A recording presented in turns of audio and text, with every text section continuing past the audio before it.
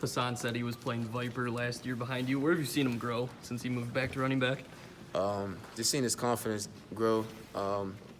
He's a running back, but he could play both sides of the ball, without a doubt. And just seeing that the balance he had and the trust he had in alignment to block and to open up the gaps and his will to get in the end zone. He almost got tackled on one play, spinned off of it, and still scored. So it's good seeing that from him. Are those the kinds of runs you've been seeing in practice from him? Yeah, I see them type of runs every day. By all of our backs, all doing well, all trusting. The linemen, like I said, and just executing their job. What kind of linebacker was he when he was with you guys in the Viper? Oh, he was good. He was good. He had great instincts. He had great twitch, and he was fast, and he was good in man cover. So if we ever needed him, he could definitely come back and play on the defensive side of the ball. His style of running, Jay Harbaugh described before the season as being a guy that wants to run over people. Was he kind of similar on the defensive side, just like a guy that had a penchant? Yeah, he was just a guy who had a knack for the ball.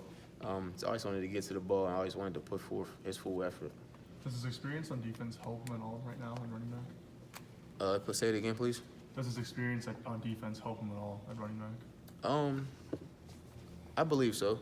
Because on defense, you basically have the same vision as a running back. You got to see the hole before he see the hole. So him just being able to play both sides, just knowing where the defense want to go, knowing how the linebackers will flow. I feel like it's a great benefit for him. Are you catching yourself maybe even opening your eyes a little bit with Cam now? Last couple of weeks it's been pretty productive. Yeah, he been playing his butt off. He been playing great football. He been getting after it. He got a strip sack this past week. Tackling, just having a knack for the ball. He's playing very well. It seems like he really knows where he's going. He just has a kind of an IQ about himself. Yeah. Just every day, just every day in practice, just focusing up on what we got to do, just executing our job, and it's always the next man up. We had Jay Ross go down to, an ankle injury that he's still recovering from. So Cam just doing his job, just sticking to his process and just trying to give it all for us every Saturday. Do you think the comparisons to Devin Bush are valid? Yeah, I think they're valid. Right? He's fast like Devin Bush. He got the great instincts like Bush, and he's just a great player like Bush. Has his progress been the last few months, or did you see it in camp, or what? I honestly been seeing it since he got here. He's been making plays in practice, even last year. Just being the guy and just being a great player for the defense. What's it been like to watch Josh Uche's growth over the last few years? It's been fun. That's my boy. We roommates right now, and we always talk every night about how we just want to make our family proud. So just seeing everything come together with him, seeing him getting them sacks, seeing him get the tackle for losses, and just feeding off his energy that he plays every play. What was the point? I guess probably last year when it really kind of clicked into place for him. Mm-hmm. Yeah, I'll say last year's when it kind of clicked into place, but I can say everybody on defense really knew what he was able to do. He just had some good players in front of him, and now it's his turn to really shine. So now he's shining. Last chance for you to go essentially back home to play in front of the Pennsylvania crowd. What are your emotions going into this? Yeah, I can't wait. It's always fun playing back there, playing in front of my friends and my family. That's my home state where I'm from, so probably have a lot of people there, and just be fun just playing in that atmosphere against them. Josh seems to think that we were to blame for some criticism maybe early on. Did you guys hit a reset button defensively after Wisconsin? No, I just felt like we just kept playing our game. Like I said before, a couple of things didn't go our way in that game, and sometimes that's going to happen. It's just how you respond to it. So I feel like we have been responding the way we want to. We had a great game against Iowa, and we had a good game, last week, and a good game against Rutgers. So I feel like we've been playing our tails off to get back to where we want to be. Do you just, Illinois, the third quarter, was that just how would you describe that? What happened there? Just adversity. You see how we came back and we got 2 strip sacks in the fourth quarter, I believe so. So just sticking to our process and just having us put the offense in the best situations possible for them to come out and score a touchdown. You guys are feeling, it seems like, better about yourselves the last few games and stuff. Is this a great chance to kind of show it to the nation, college game day, Penn State? I feel like every game's a great chance for us to show what we can do. You know, after a game, we're always looking to the next game, what we can do better. What can we fix that we messed up on in the previous game? So every game from now on is important to us for us to be where we want to be at the end of the season. We've seen you be pretty vocal on the sidelines before. Was there any of that from you or from anybody else when Illinois rattled off those 25 straight points? I mean, that was probably unexpected, I would guess. Yeah, a lot of players on the defense were just saying, stick together, just keep fighting, you know, for the team, just keep going, you know.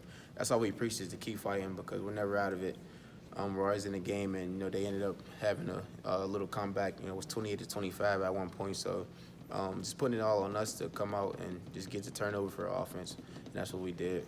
Cam said there was maybe a little frustration when it was 28-25. How did you guys manage to regroup so quickly and make some of those big stops there at the end? You know, Coach Brown always talked to us about playing under pressure, you know, because, you know, many times during the season, you know, in these upcoming games, we're going to be under pressure. You know, adversity is going to hit. So just knowing how to respond to it, knowing how to turn up the notch a little bit, you know, just keep going. Back to Josh again real quick. I mean, how does his energy maybe stand out more than some other players? Or what is it about his energy that stands out to you? I feel like with me personally, just because that's like my close friend, probably the closest friend that I got on the team. You know, I'm always around them. You know, we're always feeding off each other's energy, and we're always talking about just life in general. So just seeing your close friend, you know, one of your boys just getting after it and making plays, it just, you know, just boosts your energy. What the kind of defense do you play? How important is assignment football? You know, the kind of aggressive defense. Yeah, it's real important that everybody do their job because, you know, it could be one person who mess up and, you know, they could take it to the house from there. So just trusting the players around you that they're going to get their job done. Just trusting the play call. And my bad. Last question. My bad. Yeah. Just trusting that everybody's going to execute their job, and you know, that's the type of defense we are. Right. I mean, I guess Aiden mentioned the fact that you guys, you know, some guys were trying to do too much maybe in that game, and, you know, maybe that's how the run fits maybe got a little bit messed up. I mean, how much is that, you know, constant emphasis now to try to make sure that everybody kind of just focuses on what their assignment is? Yeah, it's definitely a big emphasis for us that everybody just do their job and, you know, don't try to do nobody else's job. That's why I said, you know, we got to trust everybody that they're going to execute and get the job done. You know, because soon as you try to do your job and somebody else's job, you know, just a crease right there where they could run it through, or, you know, the receiver comes up and where they could, you know, get him the ball easily. So just trusting the guys around you. What makes winning on the road hard, and then what do you do for yourself and then for your team as players to overcome that?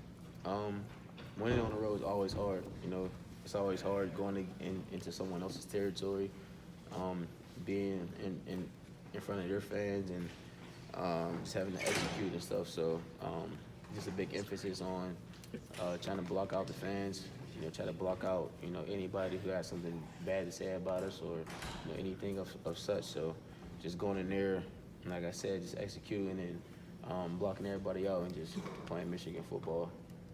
Is there anything like to the fact that this game, at least the atmosphere of the setup, feels so similar to 2017 that it, I don't know, you can have a chance at redemption from that loss 2 years ago?